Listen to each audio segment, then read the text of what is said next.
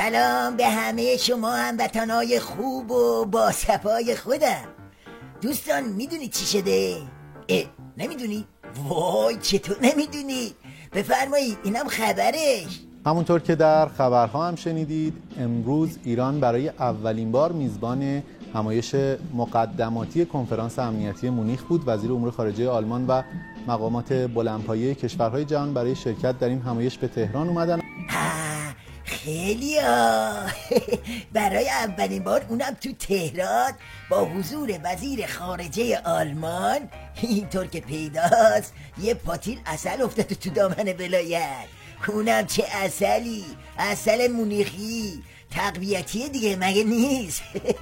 بفرمایید ببینید این اکبر کوسه چه بهبه و چهچهی میکنه.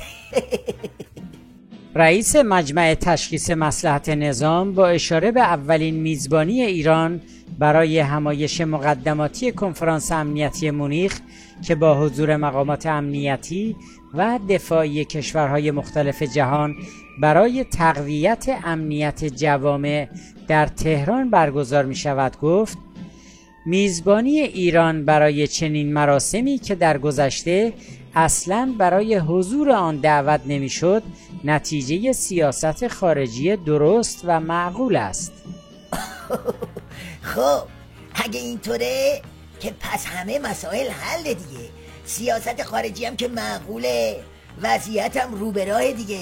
پس حرف جماعت دلواپس این وسط چیه؟ بر شام اجلاس امنیتی مونیخ چرا باید یکی از نشست‌های حاشیه‌ای و مقدماتی خود را به موضوع سوریه و آن هم در تهران اختصاص دهد؟ اظهارات جواد ظریف درباره این موضوع نیز قابل تأمل است.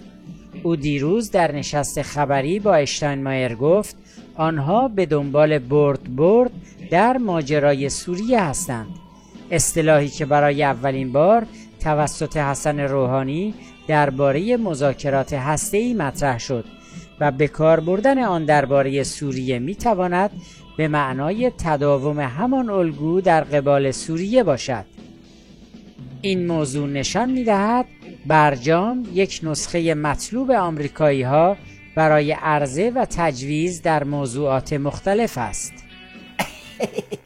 پس بر شام دیگه چی سیغه‌ایه؟ اینا هم که خوراکشون شده درشت بار کردن به هم دیگه. پس معلوم شد که پاتیل عسلی که جماعت کوسه ازش دم میزنه از نظر باند خامنه همون ادامه جام زهره، همونی که جنتی لعنتی ازش مینالید. اینا بعد فرداست میگن باید شما بیاد اسرائیل هم به رسمیت بشناسید، باید ارتباطتون رو با حزب الله لبنان قطع کنید، با سوریه قطع کنید، با عراق قطع کنید، اینا تروریستن، شما نباید اینقدر. آره دیگه، پس چی؟ فکر کردید زهر هسته‌ای رو خوردید دیگه تموم شد؟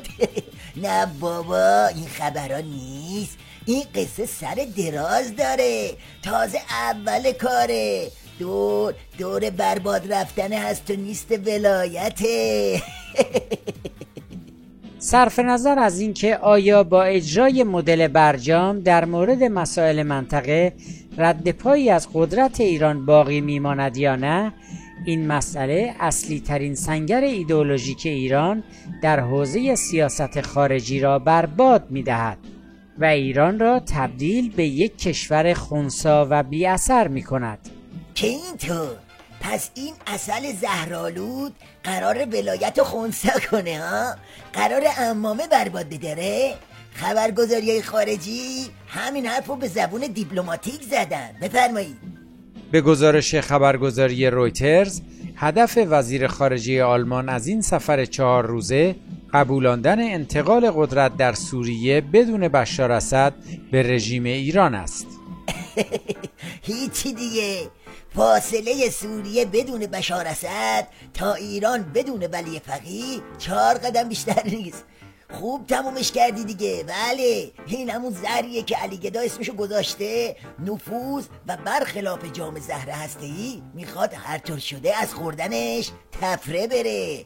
این که میتونه یا نه رو باید منتظر بود و دید. اما اینم بخش دیگه ای از همون دعوای سر لحاف ملاست.